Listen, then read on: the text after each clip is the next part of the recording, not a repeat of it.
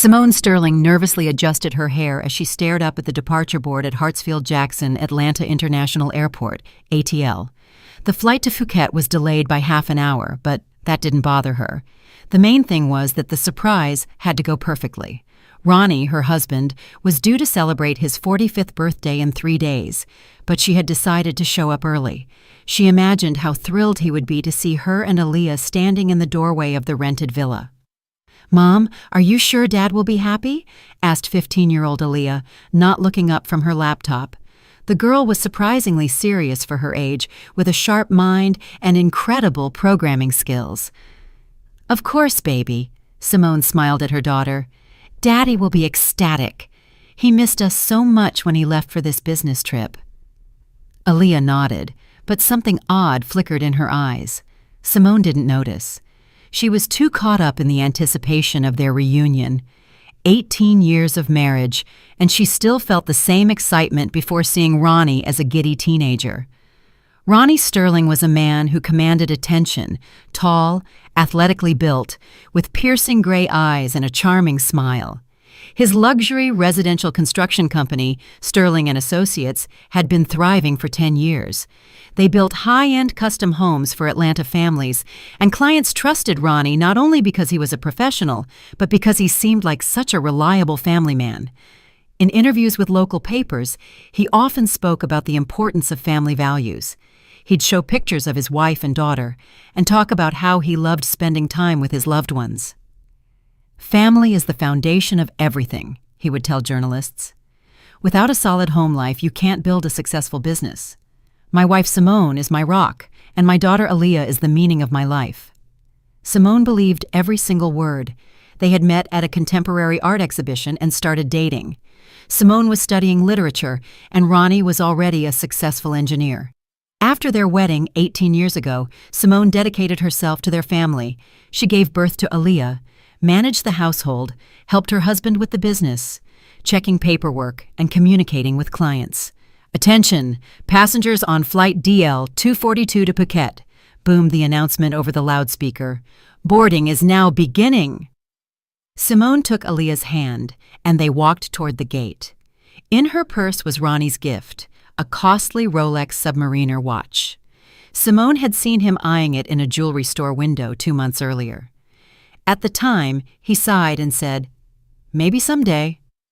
She had spent $20,000 on the watch, nearly all of her personal savings, which she had been setting aside from household money for 3 years. But for her husband's happiness, she was willing to do anything. Aaliyah followed her mother in silence. In recent months, the girl had become even more reserved than usual. Simone attributed it to adolescence, but sometimes she caught strange, inquisitive looks from her daughter. Aaliyah seemed to be analyzing something, calculating, but she never shared her thoughts. The girl really was unusual. At 12, she was creating simple websites. By 13, she'd mastered the basics of programming. At 14, she began studying data analysis. Her teachers at the high school said Aaliyah had phenomenal abilities in math and computer science. She effortlessly solved problems that others struggled with, won all the coding competitions, and yet remained modest. She never tried to stand out among her classmates. The flight lasted an eternity, 12 hours with a layover in Doha. Aaliyah spent most of the time on her laptop, writing code and studying diagrams and graphs. Simone tried several times to look over her daughter's shoulder, but Aaliyah subtly turned the screen away so her mother couldn't see anything. "What are you working on, sweetie?" Simone asked. "Preparing a gift for Dad," Aaliyah replied, her eyes glued to the screen. "A surprise." "What kind of gift?" "You'll see, Mom. I think it'll be very educational." There was a coldness in her daughter's voice that made Simone uneasy, but the plane hit a patch of turbulence, and her thoughts shifted to something else. Simone slept, dreaming of how she would spend a week with her beloved husband on the tropical island. She pictured them walking on the beach, having candlelit dinners, and swimming in the ocean. The last time they had vacationed together was 2 years ago in Miami Beach. Since then, Ronnie had been constantly busy with work, traveling on business and meeting with clients. Once I finish this project, we'll definitely go somewhere, he promised. But new projects kept piling up. Mom, Aaliyah called softly as the plane began its descent over Phuket. Are you sure you know the villa address? Of course, honey. Dad sent photos and a detailed map, a beautiful spot right by the ocean. He said he rented it especially for our family vacation. Aaliyah pressed something on the keyboard again and slowly closed her laptop. On her face was a strange mix of determination and sadness. Mom, no matter what happens, please remember that I love you very much, she said unexpectedly. Aaliyah, those are such strange words. What's going to happen? Nothing, Mom, just...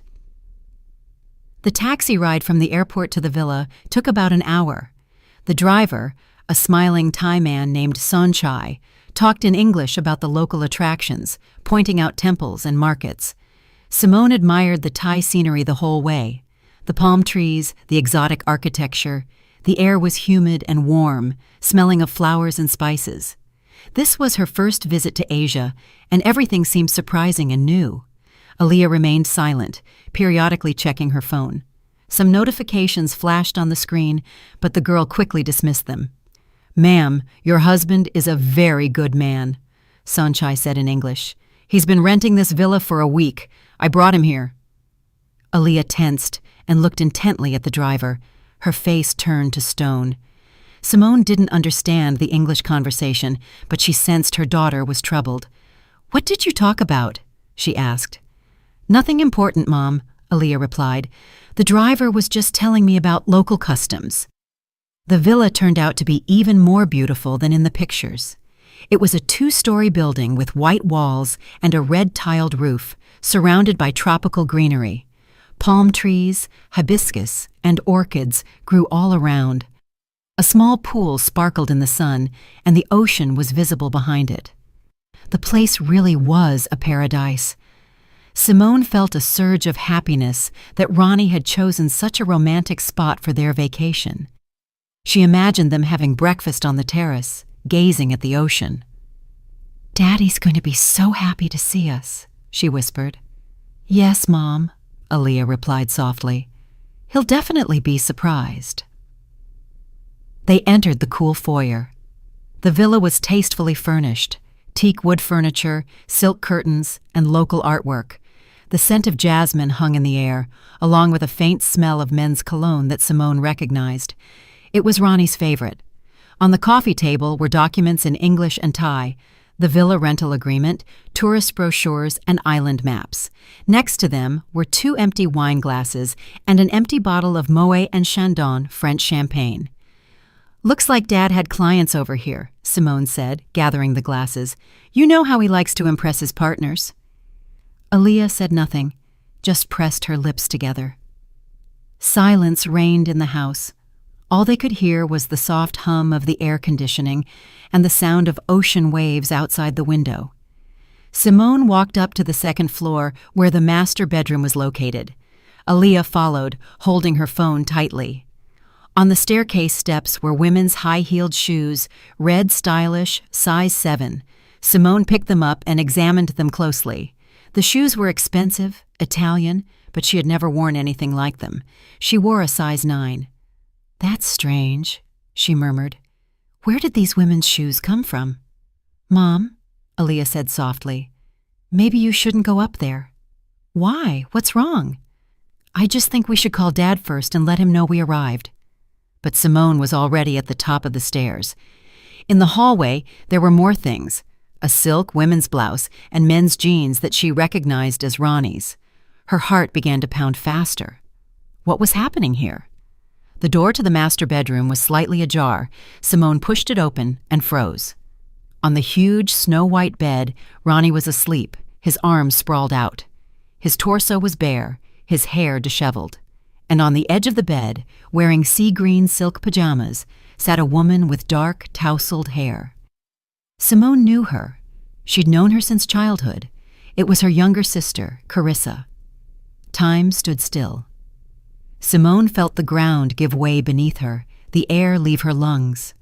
Her heart was racing, her head was buzzing, and her ears were ringing.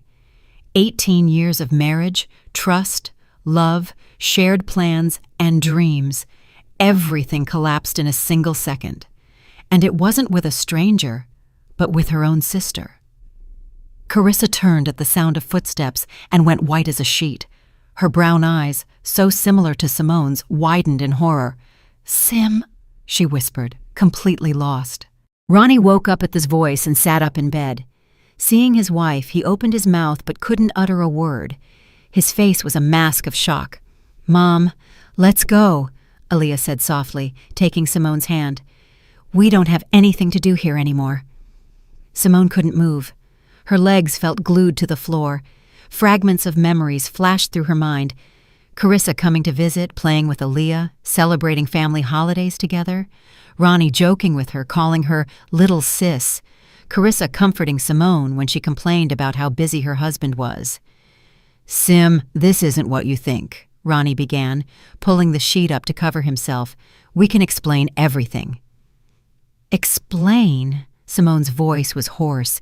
"What exactly can you explain? How my sister ended up in bed with my husband?" "Sim, I'm sorry," Carissa cried. "It just happened. We didn't plan it." "Just happened?" Simone felt fury roar inside her. "You flew to Thailand by chance? You ended up in this bed by chance?" "Mom," Aaliyah insisted, "we have to leave right now." Simone turned around and walked quickly toward the exit. Aaliyah ran after her. They left the villa, and Simone shakily called a taxi. "Hotel. Any hotel," she said brokenly to the driver. In the car, she broke down and wept. Aaliyah hugged her mother and stroked her hair without saying a word. Her face was stern and determined. When they arrived at the hotel and settled into the room, Simone still couldn't believe what had happened. She sat on the bed, staring into space, trying to comprehend that 18 years of her life had been a lie. The husband she trusted had betrayed her with her own sister. All their joint plans, dreams for the future, and memories were now poisoned by this discovery. Aaliyah sat beside her with her laptop, calmly working. Her fingers flew across the keyboard. Windows filled with programs, graphs, and tables flashed on the screen. "Aaliyah, what did you mean when you said you had already punished Dad?" Simone asked, wiping her tears. Her daughter looked up from the screen. In her eyes was an adult determination that surprised her mother. The 15-year-old girl looked like an experienced investigator, ready to present her findings. "Mom, I've known about their relationship for a while," Aaliyah said softly. "Grandpa Paul taught me about programming and data analysis. For the last 2 months, I've been collecting evidence of Dad's infidelity." Simone sat up in bed, not believing what she was hearing. "You knew what?" "I noticed weird things about Dad and Aunt Carissa's behavior. He became secretive. She started avoiding our family gatherings. Plus, I accidentally saw suspicious messages a few times and overheard phone conversations." Aaliyah turned the laptop toward her mother. The screen showed a complex program with multiple graphs, maps, and diagrams. "Do you know how modern technology works? People constantly leave digital footprints on the internet. Every social media post, every photo, every check-in at a cafe or restaurant, it all creates a portrait of their life." "What are you getting at?" Aaliyah opened the first section of her analysis. "Mom, Grandpa taught me how to create programs to collect and analyze public information, legal programs that only study what people post in open access. And I analyzed Dad's and Aunt Carissa's digital activity over the last 4 months. A map of Atlanta appeared on the screen, marked with multiple colored dots. "See these red dots? Those are places Dad checked in or posted about on social media. The blue dots are where Aunt Carissa was, and the green dots are where they were at the same time." Simone stared at the map in horror. There were so many green dots. Restaurants, cafes, shopping centers, even the gym. Oh my God, they were constantly meeting up. "That's not all," Aaliyah continued, switching to the next graph. "Here's the time-based analysis of their internet activity. Dad claimed he was working late, but his last posts on social media weren't made from the office, and Aunt Carissa supposedly went to the gym, but her geolocation showed restaurants and cafes. Simone felt shame and hurt burn within her. It turned out that all of Atlanta could have seen her husband was cheating, and she hadn't noticed a thing. And here's the most interesting part. Aaliyah opened another window.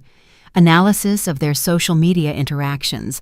They liked each other's posts an average of 2 minutes after publication. They commented with veiled hints. They posted photos of the exact same locations just a few minutes apart. And all of this was publicly accessible. Yes, Mom. They thought that if they didn't take selfies together, no one would figure it out. But digital forensics is an exact science. All their meetings, all their hints, the entire schedule, it can be reconstructed from digital crumbs. Aaliyah displayed several more graphs. One showed the frequency of their messages at different times of the day. Another, the correlation of their moods by the tone of their posts. A third, the statistics of their appearances in the same locations. Math doesn't lie, Mom. The probability of them meeting by chance is less than 0.001%. It's a statistically proven pattern. Simone shook her head. Her daughter had become a real detective, using technologies she never even suspected existed. Aaliyah, what are you going to do with this information? Her daughter opened another program, a system for creating presentations and mass email deployment. I created a detailed analytical report on their secret relationship, scientifically grounded with graphs, statistics, and maps.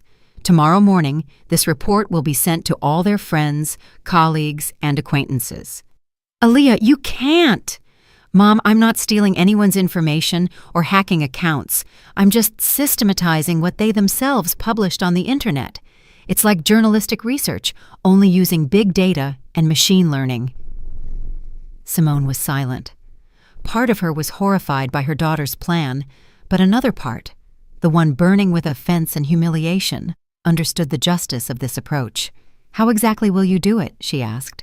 Aaliyah smiled the cold smile of an investigator. I have an automated distribution program, tomorrow at 8 a.m., Atlanta time. When everyone checks their email before work, I will send the scientific analysis of their behavior to all their open friends' contacts on social media. And how did you get those contacts? Mom, friend lists on most social media platforms are open for viewing. I created a crawler program that collects this public information and forms databases. Everything is absolutely legal and ethical. Aaliyah showed her mother the final version of her report. It was a professionally crafted 30-page document titled Digital Analysis of Covert Social Connections, a Case Study in Familial Treachery. The introduction explained the research methodology. Then came sections on geolocation analysis, temporal activity correlation, social interaction analysis, communication tone, statistical conclusions. At the end were appendices with original data and programming code. This is a real scientific paper, Simone said in astonishment. Grandpa taught me that any serious claim must be backed by data. I'm not accusing Dad and Aunt Carissa of infidelity. I'm simply providing facts and allowing people to draw their own conclusions. Simone shook her head. Her 15-year-old daughter was planning a technological exposé with the cold calculation of a scientist. Aaliyah, are you sure? He's your father. Mom, the girl said seriously. Biological relation doesn't excuse betrayal. Ronnie Sterling made his choice when he started cheating on you with your sister. Now he'll face the consequences of his actions. Simone hugged her daughter. In that moment, she understood that Aaliyah hadn't been a child for a long time. The father's betrayal had forced her to mature early and become a strong, independent personality. What happens next? Simone asked. Next, we go back to Atlanta. You file for divorce and get everything you're entitled to by law. My report will be excellent evidence of infidelity for the court. And where will we live? Grandpa Paul invited us to Germany a long time ago. He moved there 6 months ago at the invitation of his old friend. Remember him telling us about it? Grandpa has a contact, Frederick Zimmerman. He's a widowed engineer at BMW. Grandpa says he's a very honorable person. Simone reflected. She did remember her father's stories about moving to Germany. Paul had received an invitation from his childhood friend, Frederick, with whom he had corresponded for many years. Frederick suggested he move to Munich and work as a consultant for German IT companies. "You've thought of everything," she said with admiration. "Grandpa didn't just teach me programming, Mom. He taught me strategic planning, systems analysis, and long-term forecasting. This situation requires a comprehensive solution." Simone's phone rang. Ronnie's name flashed on the screen. Aaliyah looked at her mother. "Don't answer yet. Let him worry and reflect on his actions." Simone declined the call. A minute later, a text message arrived. "Sim, please listen to me. This isn't what it looks like. We can talk everything through." "Classic manipulative tactic," Aaliyah commented. "It's not what it looks like. Interesting how he'll explain being in bed with your sister." Simone smiled for the first time in hours. Her daughter was right. What explanations could there be? Another message arrived from Ronnie. "Aaliyah, answer your father. We need to talk as a family." Aaliyah took her mother's phone and quickly typed a reply. "Data collected. Analysis complete. Results will be published tomorrow at 8 a.m. Atlanta time. Respectfully, your daughter analyst, Aaliyah." "Aaliyah!" Simone exclaimed. "What? I didn't lie. The results really will be published." Within minutes, the phone was flooded with calls from Ronnie, but they didn't answer. "Mom, go to sleep," Aaliyah said. "We have a very interesting day tomorrow, and I'll do a final verification of the distribution system in the meantime." Simone lay down but couldn't sleep. Her head spun with thoughts of betrayal, the future, and how to live now. Next to her, her daughter softly typed, preparing the technological revenge for the cheating husband and the treacherous sister. The tropical ocean roared outside the window, but Simone didn't hear it. She was thinking about how her life would change forever tomorrow. The morning in Atlanta was gray and rainy. Ronnie woke up in a hotel. After the argument with his wife, he didn't dare stay in the villa with Carissa. She went to her own hotel, and they agreed to meet in the morning to discuss how to deal with the crisis. At that moment, exactly at 7:30 a.m. Atlanta time, Aaliyah was sitting in the hotel room in Phuket, in front of her laptop. Simone was sleeping under the effect of a tranquilizer. "The time has come," Aaliyah whispered and pressed the necessary button. The distribution was launched. The program started running. Lines with email addresses, delivery statuses, and counters of sent messages appeared on the screen. The first batch went to Ronnie's colleagues and business partners, 247 addresses. It was a detailed presentation titled Expertise Analysis of Covert Connections in a Business Environment. It included maps of Atlanta with marked meeting points, temporal activity graphs, and statistical tables. 5 minutes later, a similar but expanded presentation was sent to all of Carissa's acquaintances, 156 addresses. Aaliyah added extra sections to the main analysis: psychological behavioral patterns, sociometric analysis of communications, predictive model of relationship development. At exactly 8 o'clock, the third wave began. Emails were sent to family, friends, and relatives. 89 addresses received the full report with the conclusion: based on the analysis of 1,247 units of data collected from open sources during the period from March 15th to July 12th, the existence of systematic covert contacts between the research subjects is established. The signature on each email was strictly scientific. Independent research results of social connections. Methodology based on big data analysis.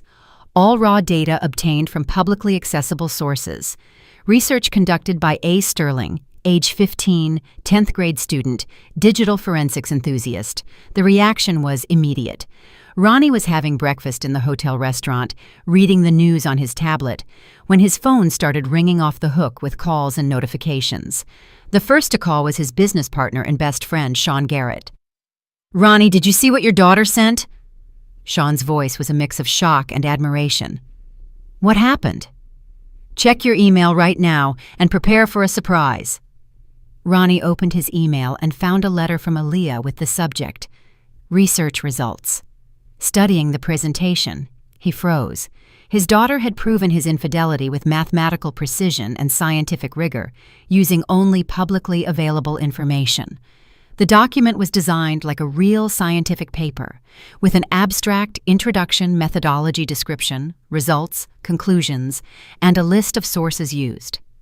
Aaliyah even included a section, research limitations and recommendations for future study. Responses from recipients were already pouring in below the email. Ronnie, I'm impressed by your daughter's professionalism. Such a data analysis deserves to be published in a scientific journal, wrote a professor from Georgia Tech whom Ronnie collaborated with. Aaliyah is a genius, but you, Ronnie, should be ashamed, added an old friend. Poor Simone. Ronnie, how could you? His neighbor indignantly wrote. Excellent work. I will show this presentation to my students as a practical example of big data analysis, wrote the dean of the Faculty of Computer Science. In a panic, Ronnie called Carissa. Carissa, did you see it? I see it! She screamed hysterically into the phone. What is happening? How did she find all this out? Was she following us? Worse. She analyzed all our posts, photos, and comments on social media. Aaliyah knows how to code.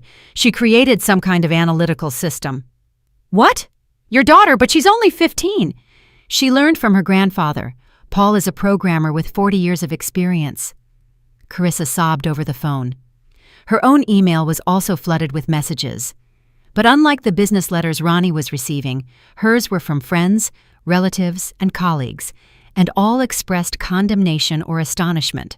Carissa, I can't believe it. How could you betray your sister? Wrote her best friend. Aaliyah is brilliant to write such a scientific paper at 15, admired a cousin. Carissa, your behavior is incompatible with the image of our firm, her boss severely wrote. Ronnie, what are we going to do? I'm going to be fired today, and your clients will see this. Indeed, Ronnie's phone wouldn't stop ringing. Partners, clients, and employees were calling. His construction company primarily worked with family clients, building luxury homes for people who valued family status. And now, everyone saw scientifically proven facts that the company owner himself was systematically betraying his own family. Ronnie, said his biggest client, the Anderson family, who had ordered a home for $40 million. We are forced to terminate the contract. After studying your daughter's research, we cannot entrust the construction of a family home to a man who destroys his own family. But this is my private life. Ronnie, you yourself spoke in interviews about the importance of family values. We chose your company precisely for that, and now it turns out it was a lie. One after another, clients called and canceled services. By noon, Ronnie had lost orders totaling $110 million. But the financial side wasn't the worst part. It was the reaction of his social circle. Colleagues looked at him with a mixture of condemnation and admiration for his daughter's technological skills. Ronnie, your Aaliyah is simply a genius, they would say. What data analysis? But your behavior... Carissa, who had returned to Atlanta, meanwhile, was sitting in her office at the car dealership, trying to pretend nothing had happened. But colleagues looked at her with disapproval, and customers who recognized her from the presentation photo refused to work with her. During the lunch break, her boss called her into his office. Carissa, he said, holding up a printed copy of Aaliyah's presentation, your behavior is incompatible with the image of our company. We sell family cars to family people, and you destroy families. I'm sorry, but here's your final check. Goodbye. By evening, Aaliyah's presentation had spread all over the internet. It was reposted on social media, discussed in forums, and analyzed in tech blogs. The hashtag #HadDigitalJustice became the trending topic of the day. Look at how it should be done. She didn't hack anyone. She didn't steal anything. She just analyzed open information, users wrote. This is the future. Technology serving justice. 15 years old and already such an analyst. These kids should be admitted to the best tech universities without exams. Poor mom, but what a smart daughter. Ronnie tried to refute the analysis by hiring an IT consultant, but the specialist just shrugged. Ronnie, The methodology is impeccable. The data is verifiable. The statistics are irrefutable. Your daughter's work is at the PhD thesis level. It's impossible to refute this. You can only acknowledge the accuracy of the analysis. By the end of the day, the story reached national news. Journalists contacted data analysis experts who confirmed the extremely high professional level of Aaliyah's work. This is an outstanding example of applying digital forensics to domestic situations, declared the lead data scientist at a major university. The girl used advanced methods applied in serious scientific research. "Dad?" a calm child's voice sounded when Ronnie answered the call. "Aaliyah, baby girl, what have you done?" "I conducted a scientific investigation and shared the results with interested parties," the girl said coldly. "You and Aunt Carissa betrayed Mom, me, and our family. Now society is informed of this based on objective data." "Aaliyah, I can explain everything." "There's nothing to explain. Numbers don't lie. Facts speak for themselves. Mom and I are flying back to Atlanta tomorrow. We'll see you in court, where my analysis will become material evidence. But you are my daughter. I am the daughter of the woman you betrayed. Biological relation does not cancel moral responsibility. Goodbye, Mr. Sterling." And she hung up, leaving her father in complete despair before the digital justice orchestrated by his own 15-year-old daughter. Returning to Atlanta 2 days later, Simone felt like she was in a different world. The story of Aaliyah's digital exposé had become the main topic of discussion, not only in their circle, but far beyond. Journalists awaited them at ATL. Someone photographed Aaliyah with her laptop, and that photo became a symbol of the new generation, child prodigies who know how to defend justice with the help of technology. "Aaliyah, tell us how you learned such complex data analysis," reporters asked. "My grandpa Paul Daniels taught me the fundamentals, but the main thing is the desire to find the truth," the girl answered calmly. "Technology must serve justice." Simone immediately contacted a lawyer. Elaine Wallace, a family law specialist with 20 years of experience, agreed to represent her interests after studying the Sterling case, as it was already called in legal circles. "You have a unique situation," Elaine said, carefully reviewing Aaliyah's presentation. "Your husband's infidelity is proven using methods typically used in corporate and scientific investigations. This data analysis can be used as material evidence in court. And what about Aaliyah? She collected information about people. She exclusively analyzed publicly available data using her own programs and scientific methods. This is absolutely legal. Furthermore, her work has received expert recognition. A professor from Georgia Tech's Cybernetics Institute has already proposed including her case in the curriculum." Indeed, the story of the Sterling family was discussed far beyond Atlanta. Aaliyah was called a brilliant young researcher, a symbol of the digital generation and the future of data science. Memes appeared on the internet with her photo and captions like, "Don't mess with a programmer's granddaughter," and "Big data for family values." Major technical universities in the country sent Aaliyah invitations to summer science schools. The Massachusetts Institute of Technology, MIT, offered her a spot in a special program for gifted children. But most importantly, the story became an example of how modern technology can serve to restore justice in personal relationships. Ronnie tried to meet with his wife and daughter, but they refused contact. His business was crumbling before his eyes. Clients were massively canceling services. Partners were breaking contracts.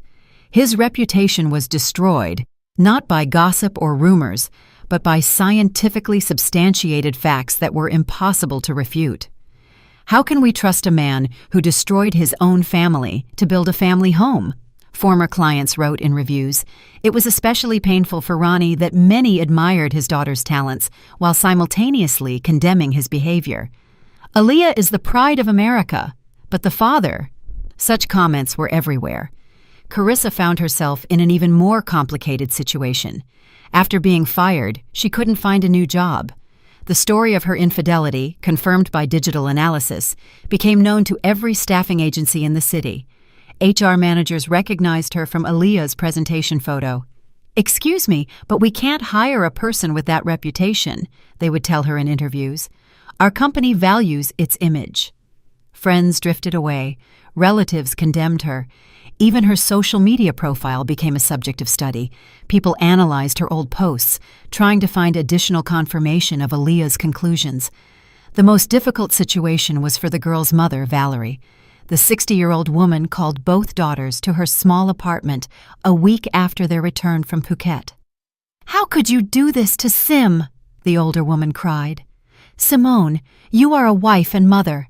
And you, Carissa, how dare you betray your sister?" Carissa sat with her head down, silent. Simone held herself with dignity, but it was clear that what had happened had taken a toll. "Mom, I'm not to blame for anything. They betrayed me," Simone said calmly. "But the scandal is all over the country. Aaliyah disgraced her father in front of the whole world." "Aaliyah simply analyzed public information and shared scientific facts," Simone responded firmly. "And I am grateful to her for the truth. It's better to know the bitter truth than to live a sweet lie." "And now what? How will you live?" "We'll start a new life, Mom. An honest life." Valerie looked at her younger daughter. "And you, Carissa, what do you say?" Carissa looked up, eyes tear-filled.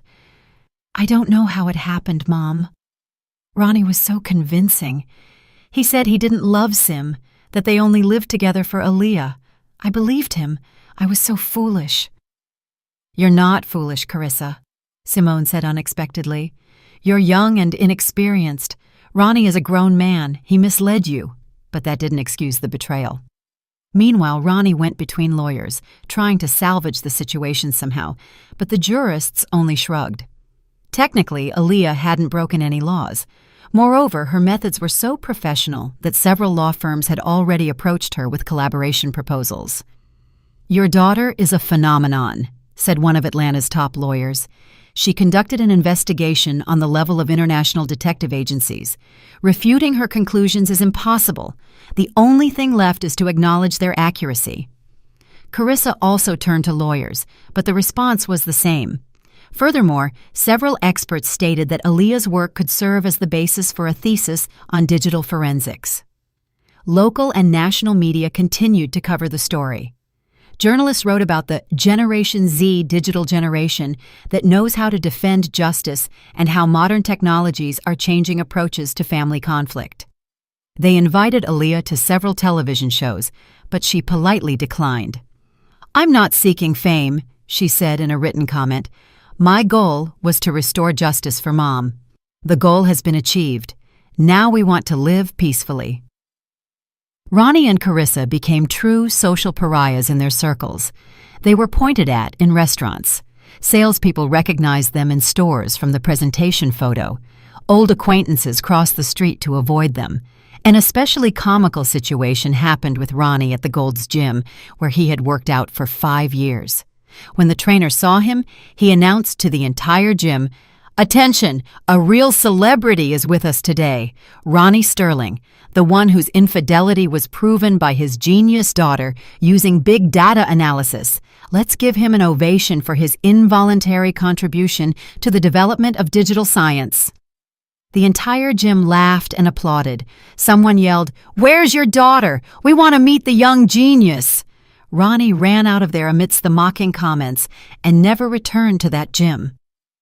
Carissa faced similar humiliation at the Aura Salon, where she was a regular client. The manicurist, recognizing her, loudly told her colleagues, "Girls, look, this is that Carissa, the heroine of her niece's scientific investigation. Maybe we should also study data analysis to check our clients for family scandals." All the salon visitors turned and began to examine Carissa with curiosity. Like an exhibit in a museum, several women recognized her and started whispering among themselves, "Yes, that's her. I saw her photo in that presentation. How could she betray her sister? But that little girl is smart, a real detective."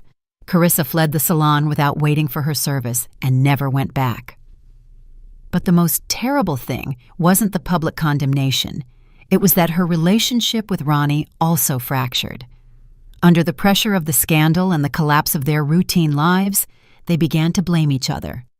"This was all your idea," Carissa yelled during one of their meetings. "You suggested going to Phuket. You said everything would be secret." "And who agreed?" Ronnie retorted. "Who was the first to flirt on social media, leaving all those comments that Aaliyah later analyzed? You said you didn't love Sim, and you said her correctness irritated you. We promised to be careful, and we were careful. Who could have known that a 15-year-old girl would turn out to be a digital forensics specialist?"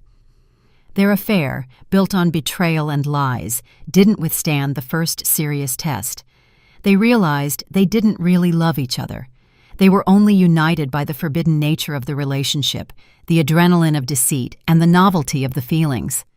When those illusions crumbled under the weight of the consequences, it turned out they had nothing left to say to each other. Ronnie saw Carissa as the cause of his business's downfall, and Carissa blamed him for the destruction of her reputation and career. A month after returning from Phuket, they stopped communicating. Ronnie focused on trying to save the remnants of his business, and Carissa looked for work in other cities where she wasn't known. But the internet never forgets. Aaliyah's presentation became a classic example of applying data analysis to personal relationships. It was studied in universities, cited in scientific papers, and used as a case study in digital ethics courses. The story of the Sterling family entered textbooks as an example of how modern technologies changed traditional notions of privacy and justice. The divorce proceedings began a month after returning from Phuket. It was fast and painful for Ronnie, but legally fair.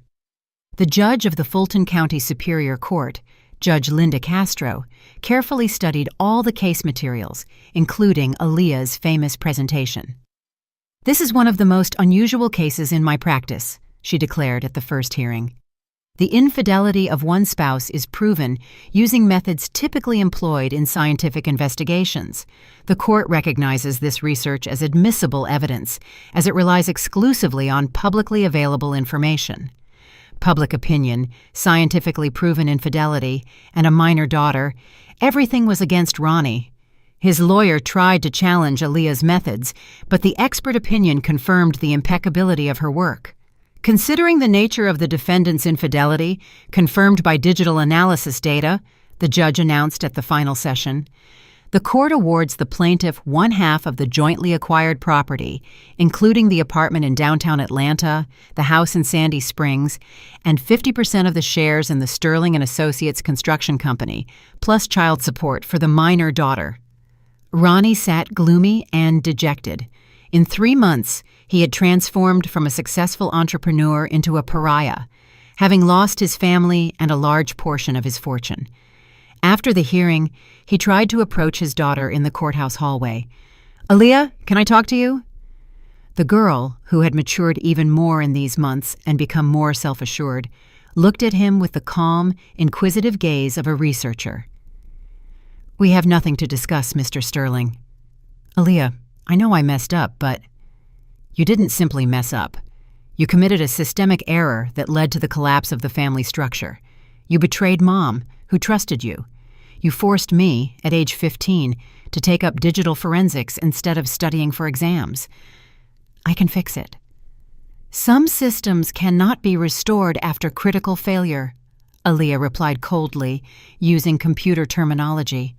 "Trust is a database that is impossible to recover after total damage." Simone took her daughter's hand. "Let's go, Aaliyah. We need to collect the documents and prepare for our new life." They turned and walked away, leaving Ronnie alone in the courthouse hallway, where not long ago he had felt like a confident and successful man. That same evening, Simone talked on the phone with her father in Germany. "Dad, the divorce is final. We're ready to move." "Wonderful, honey," Paul said happily from his new home outside Munich. "Frederick is really looking forward to meeting you both. He's prepared separate rooms. He's arranged an internship for Aaliyah at the BMW Research Center. He says such talents should be developed in the best European environment." Simone smiled. In recent months, she had thought a lot about the future, Starting a new life at 38 in another country was scary, but it was also exciting, especially considering she now had sufficient means for a comfortable move. Frederick Zimmerman was her father's old friend, a man in his 50s, widowed for 3 years, and working as a principal security engineer at BMW. According to Paul, he was a kind and honorable person who had always been interested in Spanish culture and literature. He spoke Spanish fluently, read Spanish classics, and studied the history of Spain. "Aaliyah, you don't mind the move?" Simone asked her daughter. "Mom, after what happened, I have nothing to do here. Everyone at school, on the street, in the stores, they all know our story. Some admire my tech skills. Others condemn me for destroying the family. It's better to start with a clean slate in a place where they value a scientific approach to life." "And your research?" "Oh, this is just the beginning." Aaliyah's eyes lit up. "Grandpa promised to introduce me to leading German data analysis specialists. The culture of scientific research is very advanced in Germany. I'll study machine learning, artificial intelligence, and the creation of ethical algorithms. Who knows? Maybe I'll become a real scientist and help people solve complex problems." Simone hugged her daughter. Aaliyah surprised her every day. At such a young age, she had shown analytical strength and strategic thinking that would be impossible for many adult specialists. The sale of the properties took a month. The apartment in downtown Atlanta that Simone was awarded by the court sold for $40 million. The house in Sandy Springs brought in another $20 million. Furthermore, the share in the business which Ronnie's business partner bought added another $35 million. In total, Simone received a sum that ensured a prosperous life in Germany and excellent education for Aaliyah. Ronnie tried to contact them before they left, but Simone changed her phone number and blocked all his contacts. She no longer wanted to hear justifications or promises. Carissa also called through mutual acquaintances, begging for forgiveness and a meeting. But Simone was unyielding. Forgiving her sister's betrayal was harder than her husband's infidelity. "Mom, do you think we're doing the right thing?" Aaliyah asked on their last night before leaving, as they sat in the empty apartment among their packed suitcases. "You know, honey, sometimes you have to have the courage to radically change your life. Your grandpa always said, 'Life is too short to waste it on those who don't value you.'" "And you don't regret that I published the analysis results?" Simone reflected. At first, she was shocked by the scale of the consequences. But later I understood, if it weren't for you, I would have lived for more years in deceit. You saved me from a false life using your mind and modern technologies. Grandpa said that the most important thing in scientific work is honesty and objectivity. If the data shows a problem, you have to solve it, not ignore it. And you solved our family's problem. I identified a hidden error in the system and eliminated it, Aaliyah replied seriously. Now we will live in a system based on honest data. Simone laughed. Her daughter always knew how to find accurate technical analogies for life situations. They barely slept on their last night in Atlanta. Simone reviewed photos, documents, and things.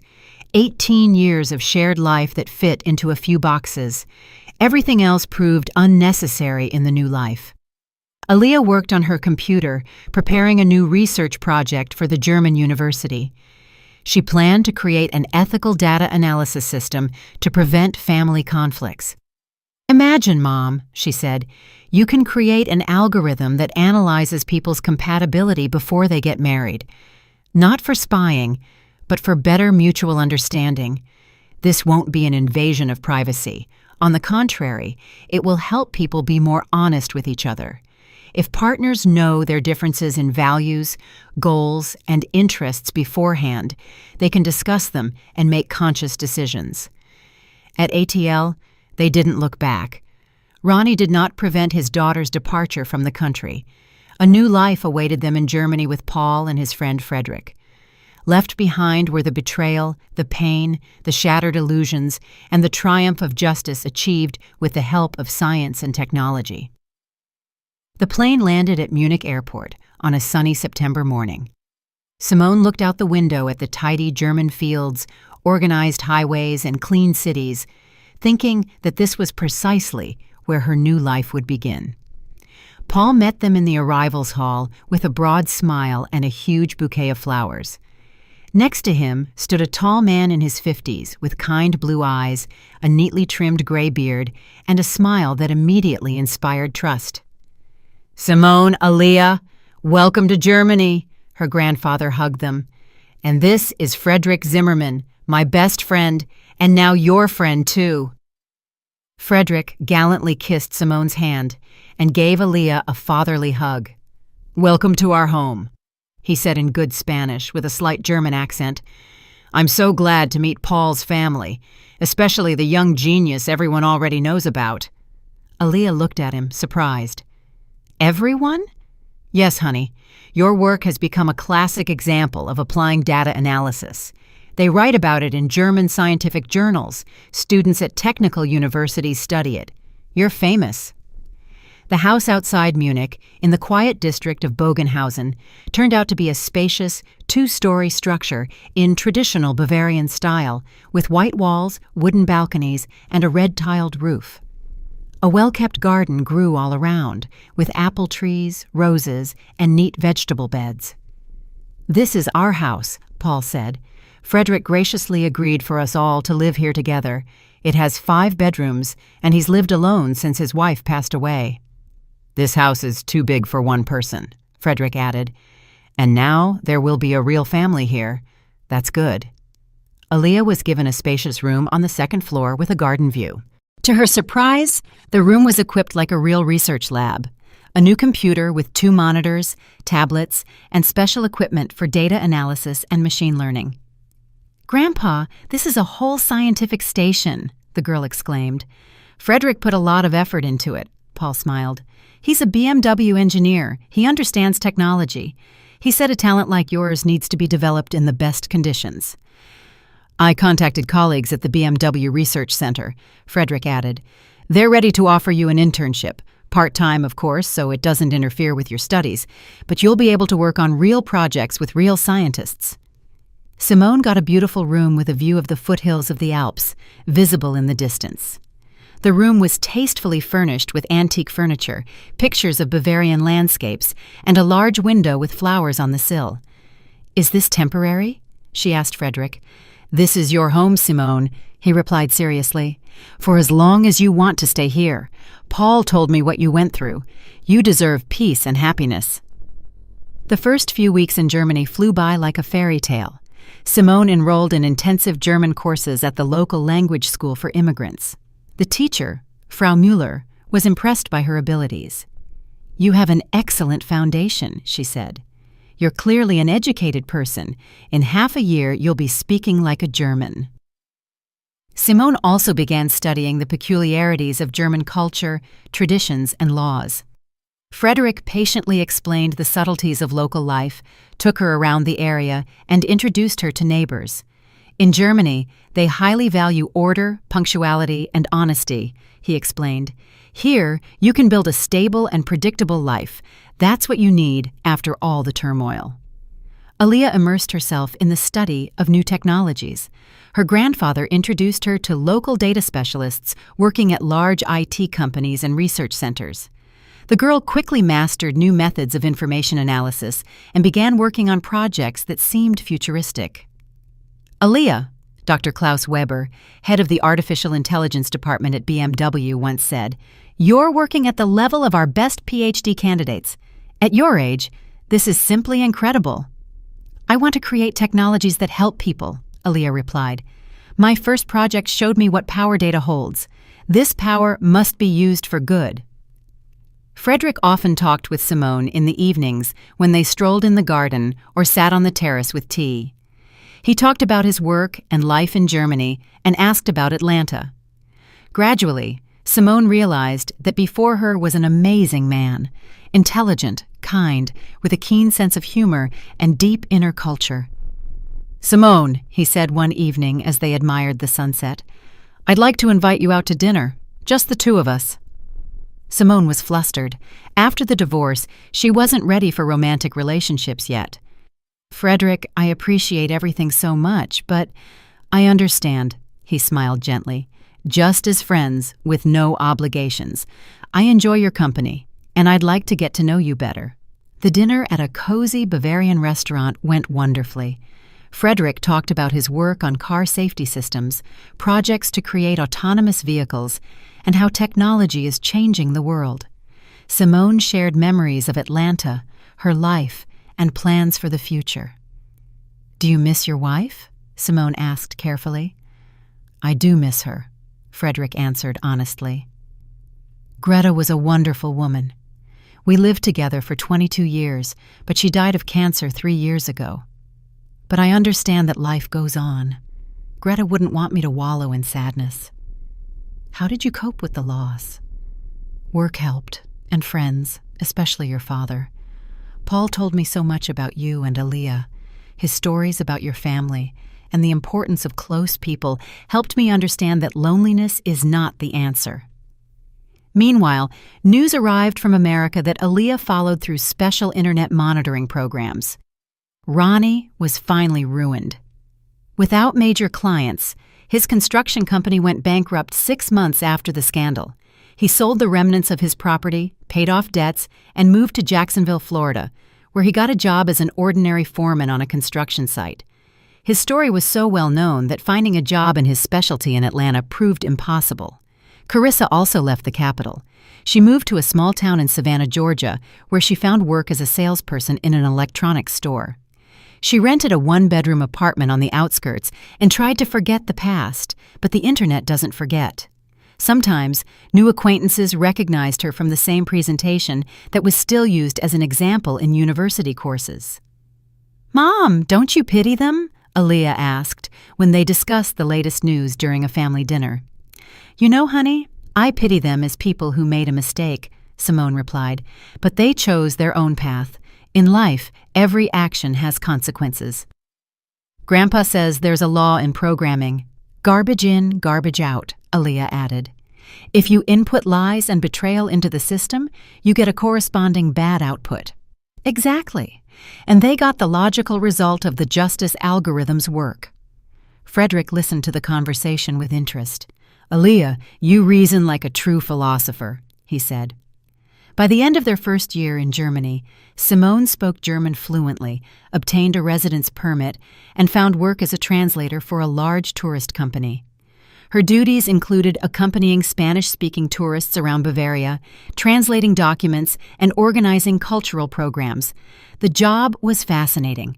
Simone traveled to King Ludwig II's castles, led tours of breweries, and talked about the history of Munich.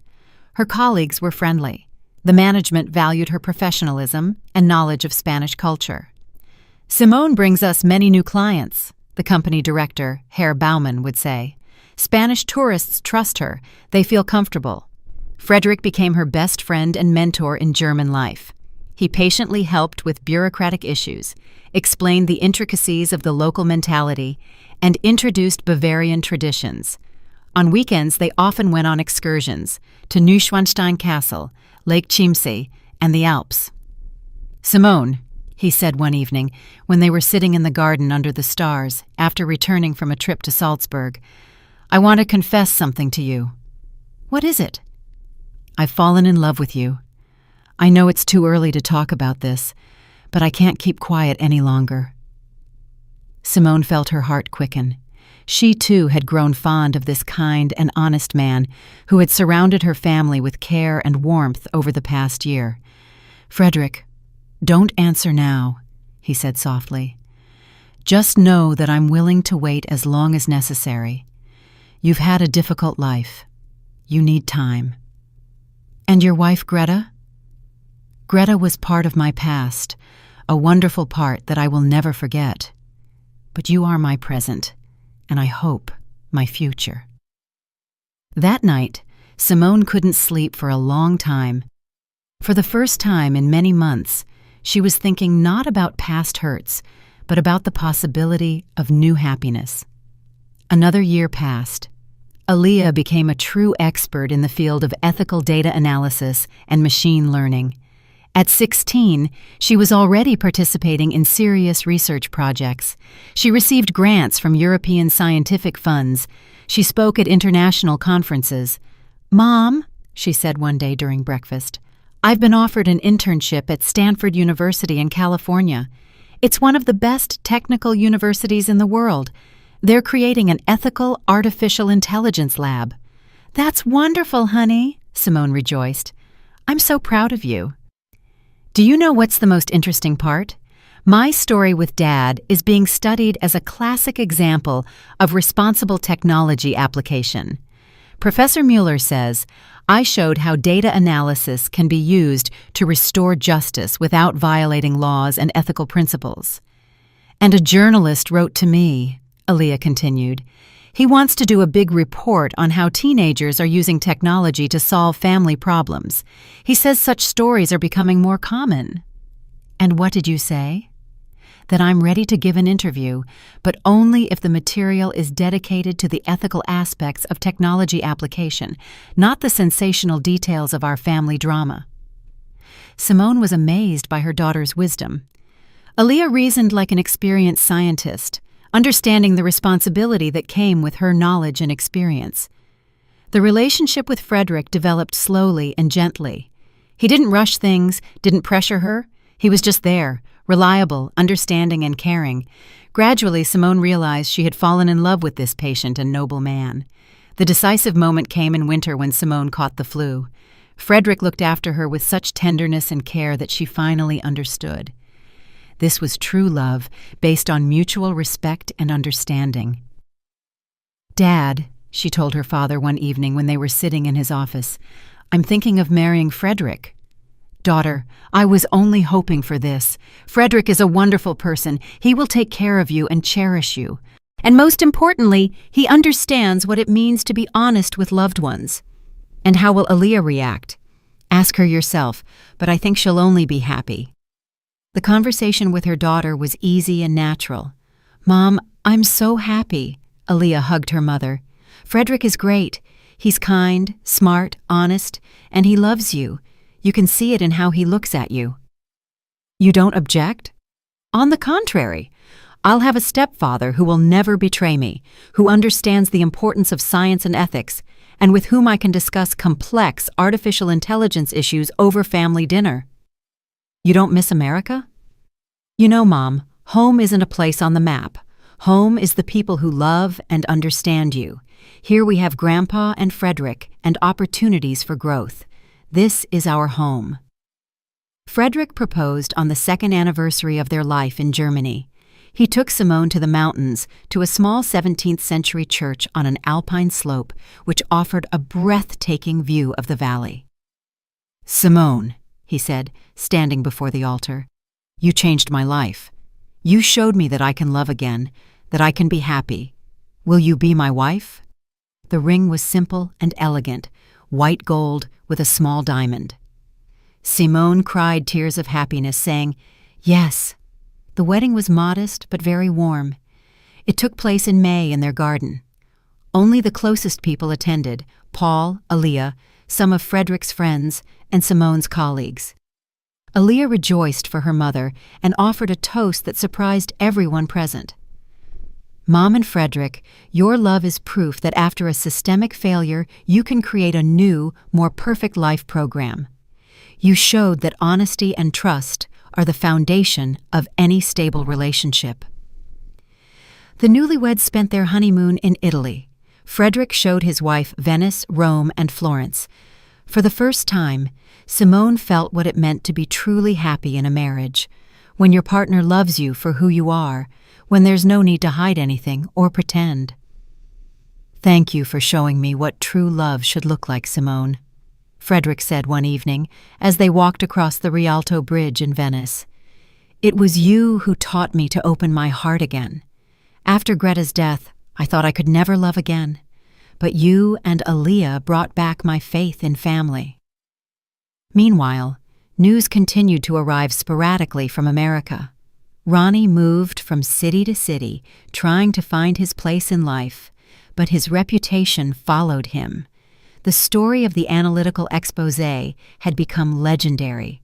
It was discussed in the IT community, studied in universities, and used as a case study in digital ethics courses. Carissa found a job in a small town. She lived quietly and withdrawnly. She tried to contact Simone several times through social media, asking for forgiveness, but Simone did not reply. One autumn evening, Aaliyah approached her mother with an unusual proposal. "Mom, aren't you going to forgive Aunt Carissa?" "Why do you ask that?" "Well, look, we're happy. We have a wonderful family, a great life, and interesting work. You married an amazing person. Maybe it's worth letting go of old grudges." Simone reflected. Indeed, why waste emotional energy on anger when her life had worked out so wonderfully? "And will you forgive Dad?" she asked her daughter. "No," Aaliyah said firmly. Aunt Carissa was young, inexperienced, and misled by an older, more influential man. But Dad was the head of the family who bore responsibility for all of us. His betrayal is a high-level, systemic error that cannot be restored. Simone understood her daughter's logic. Carissa was the younger sister who had always been a bit naive and gullible, and Ronnie was the man she had entrusted her entire life and her daughter's life to. A few days later, Simone wrote a short letter to her sister without excessive emotion. "Carissa, I forgive you not because you deserve it, but because I don't want to spend any more emotional resources on negative feelings. I wish you find your happiness and stop betraying others. Be honest with yourself and those around you. Love, Sim." The reply arrived a week later. Carissa wrote a long letter full of remorse about how she had realized her mistake, how she had changed, and how grateful she was for the forgiveness. "Aaliyah taught me the most important lesson in life," she wrote, "that in the age of technology, lies and betrayal will inevitably be exposed. Now I live honestly. I work with children at the local community center. I'm trying to atone for my guilt with good deeds." "Do you think she really changed?" Aaliyah asked. "I don't know," Simone replied. "I have more important tasks. Family, work, happiness. Focus on the right things." "Agreed," her daughter said. Frederick listened to the conversation and smiled. He was getting used to the fact that even emotional issues in his family were discussed from a scientific perspective, but at the same time, with great warmth and understanding. Aaliyah finished high school and enrolled at the Technical University of Munich in the Faculty of Computer Science, specializing in ethical artificial intelligence. At 18, she was already known in the international IT community as an expert in the responsible application of data analysis technologies. "Mom," she said before the start of the new academic year, "I've been offered a partnership in a European project. We'll be creating standards for the ethical use of artificial intelligence in social research." "That's a huge responsibility for your age," Simone said. "Age is just a number, Mom. Experience and understanding of consequences are what matter, and I have a case study that is being studied at all European universities." Frederick, meanwhile, was promoted at BMW and now headed the Department of Development of Security Systems for Autonomous Vehicles. He often consulted with Aaliyah on issues of the ethical application of machine learning algorithms. "Your daughter is brilliant," he told Simone during a family dinner. "At her age, I only dreamed of entering university, and she is already advising major corporations on digital ethics issues." "The main thing is that all this doesn't go to her head," Simone worried. "Don't worry," Frederick smiled. "Aaliyah has a very healthy relationship with her fame. Yesterday, I heard her explain to a journalist that her goal isn't fame, but creating technologies that make the world more honest and just." The family's life was peaceful and happy. Simone worked at the tourist company, studied German history and culture, and traveled through Europe with her husband. Frederick proved to be a wonderful life partner, reliable, loving, understanding, and someone with whom she could discuss everything. On weekends, they often went to Alpine Lakes, visited museums, and went to the theater. Frederick introduced Simone to German opera, and she introduced him to Spanish literature. In the evenings, they read Cervantes and Lorca aloud, discussing differences in mentality and culture. One day, Aaliyah came home with an unusual proposal. "Mom, Frederick, I have an idea for a new project," she said during dinner. Remember my story with the analysis of Dad and Aunt Carissa's behavior? Of course, Frederick replied. Your case is studied at all technical universities in Europe. I plan to create a platform to strengthen family relationships with the help of technology, but not for spying or control, but for better mutual understanding. What do you have in mind? Simone was interested. Imagine an app that helps couples better understand each other's needs, interests, and goals. People voluntarily fill out surveys about their values, plans, and dreams. The algorithm analyzes compatibility and gives recommendations. Aaliyah showed the model of her app on her tablet. For example, the system can show that partners have different ideas about financial planning or raising children. This will help them discuss important issues before they become sources of conflict. What about privacy? Frederick asked, ever the security engineer. All data processing happens locally on user devices. No personal information is transmitted to servers. Plus, complete transparency of algorithms. People understand how the system arrives at its conclusions. Interesting concept, Frederick said. It's like a digital family psychologist. Exactly. But based on science, not subjective opinions, and accessible to everyone, not just those who can afford an expensive specialist. They discussed the idea for a long time. In the end, Aaliyah decided to make it the topic of her final degree project at the university. Meanwhile, unexpected news arrived from America. Ronnie contacted Paul on social media and asked him to relay that he wanted to see his daughter. He writes that he has changed, understood his mistakes, and wants to apologize to Aaliyah and thank her for the lesson, her grandfather said during a family lunch. And what did she say? Simone asked. She said she'd think about it. Aaliyah truly thought for a long time. At 19, she was already a young adult capable of making independent decisions. Mom, she finally said, I'll meet with him. Are you sure? Yes. Not to forgive or resume relations, but to get the complete data picture and definitively close this research case. What data? I want to understand if people are truly capable of learning from their mistakes. This is important for my research on human behavior change under the influence of technology. The meeting was scheduled for a neutral location, a cafe in downtown Munich. Ronnie flew from America especially for the conversation. Simone and Frederick accompanied Aaliyah to the cafe, but didn't go inside. I'll see you in an hour, Aaliyah said. That's enough time. Ronnie had changed a lot in the years since the scandal. He had grayed, lost weight, and deep wrinkles had appeared around his eyes. He dressed simply, jeans, a shirt, a jacket. He looked like a person who had undergone serious life trials and reconsidered a lot. Aaliyah arrived at the cafe exactly at the appointed time. Seeing her biological father, she felt neither pity nor joy, only the professional interest of a researcher studying her subject of analysis. Ronnie got up to meet his daughter. Thank you for agreeing to meet. Sit down, Dad, she said briefly, taking a tablet and a recorder from her bag. I have a few questions to complete the long-term investigation. Ronnie was bewildered. Sitting before him was not the 15-year-old girl he remembered, but a confident, adult scientist ready for an interview. I wanted to apologize, he began. I understand that I acted horribly. I'm sorry. For what specifically? Aaliyah interrupted, making notes on her tablet. For infidelity to your mother, for the betrayal of family values, for forcing you, at 15, to take up digital forensics. Ronnie fell silent, not knowing what to say. Do you understand what influence your behavior had on the entire family system? Aaliyah continued in a professional tone.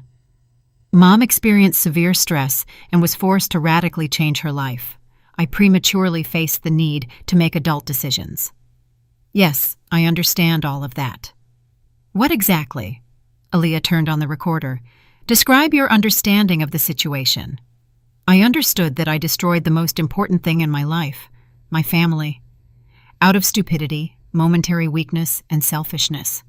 I lost you. I lost Simone. I lost the right to call myself a father. What conclusions have you drawn over these years? That honesty is the basis of everything, that you can't deceive loved ones, and that every action has consequences that can destroy the lives of many people. Aaliyah wrote down his answers, occasionally asking clarifying questions. How did your life change after the publication of my analysis results? I lost everything: business, house, reputation, friends. I had to start over in another city. I work as a simple foreman. But you know what? I deserved it. Your analysis was absolutely fair. You're not angry with me for the exposé? Angry? Ronnie looked at his daughter in surprise. On the contrary, I'm grateful. You showed me the truth about myself. Yes, it was painful, but it was just. You defended your mother using your mind and knowledge. Aaliyah nodded, continuing to write. And how is your relationship with Carissa? We stopped communicating after that. We realized that we weren't united by love, but by an illusion built on deceit. When the deceit was exposed, it turned out we had nothing to say to each other. Last question, Aaliyah said, looking at her father with an attentive gaze. What do you want from this meeting? Ronnie thought for a moment. I want you to know that I'm proud of you, of who you became, what you achieved, and how you use your skills. You became an amazing, intelligent, principled, and fair person. And this is despite the fact that I failed you as a father. And that's all. I'm not asking for forgiveness. I don't deserve it. I just want you to be happy and to know that your work changed not only our family but many other people. They write about you, they study you. Your example helps others. Aaliyah turned off the recorder and closed the tablet. Data collected, analysis complete, she said, standing up from the table. And what is the conclusion? People are capable of learning from errors when the consequences are serious enough. Your case confirms the theory that technology can serve as a tool for education and behavior change. She started toward the exit, but turned in the doorway. Mr. Sterling, live honestly. That's the only way to build normal relationships with people. Aaliyah, he called out. Yes, thank you for the lesson. It was tough, but fair. Aaliyah nodded and left the cafe, leaving Ronnie alone with his thoughts and the understanding that he had lost his daughter forever, but at the same time, he had helped her become stronger. Simone and Frederick were waiting for her outside. How was the meeting? Her mother asked. Productive, Aaliyah replied. I obtained confirmation of my hypothesis that serious consequences can change a person's behavior. Dad truly understood his mistakes. And how do you feel specifically? This case no longer requires additional investigation. A year later, Aaliyah graduated with honors from the Technical University of Munich. Her final project, Ethical Technologies for Strengthening Family Relationships, caused a sensation in academic circles. Several large technology companies offered her jobs, but she chose a position as a researcher at the European Institute of Digital Ethics. Mom, she told Simone on the day of her graduation, when they were celebrating her success as a family. Now I understand why all of this happened years ago. What do you mean? Dad's betrayal, my analysis, our move, you meeting Frederick. It was a sequence of events that led us to the correct family system configuration. Simone hugged her daughter. Aaliyah had grown into a wonderful, intelligent, strong, and principled woman, capable of turning life's challenges into a source of knowledge and strength. Frederick was proud of his stepdaughter as if she were his own. He helped her secure internships at the best European research centers. He introduced her to leading specialists in artificial intelligence. You know, Frederick told Simone as they celebrated Aaliyah's success, your daughter truly changed the world. Her technology is already helping thousands of families build honest relationships. She taught people that in the age of big data, honesty is not just a moral choice, but a practical necessity, Simone added. The compatibility analysis system created by Aaliyah was implemented in several European countries as part of premarital preparation programs. People voluntarily used it to better understand each other and prevent conflicts. Meanwhile, Carissa sent Aaliyah a congratulatory card for her graduation. In it, She wrote that she was proud of her niece and that the story of her exposé had become the most important lesson of her life. Carissa really had changed. She worked at a children's center, helped troubled teenagers, and was married to a good man. Aaliyah taught me the main thing, she wrote, that lies are always exposed and honesty is the only path to happiness. Ronnie no longer attempted to contact the family. He worked at a construction company in Jacksonville. He lived modestly and solitarily. The story of the technological exposé followed him everywhere, but he no longer complained. He accepted it as the just consequence of his actions and lived honestly, as his daughter had advised him. On her 20th birthday, Aaliyah announced important news to the family. I've been offered the chance to head a new ethical artificial intelligence laboratory in Zurich. It's a joint project of universities in Switzerland, Germany, and Austria. That's a massive responsibility for your age, Simone said. I'm ready, Mom. Everything that happened to us was preparation for this moment. My experience in the practical application of data analysis in complex ethical situations is unique. I'll be researching how to create technologies that make people better, not worse. How to use artificial intelligence to strengthen families, prevent conflicts, and support honesty in relationships. Simone looked at her daughter with pride. Aaliyah had become an outstanding scientist, but at the same time, she had remained a kind and ethical person. And you know what the most important thing is about our story? Aaliyah asked. What exactly? That we didn't become bitter. We applied a scientific approach to restore justice, but we didn't lose the capacity to love and trust. You married Frederick. I found my calling.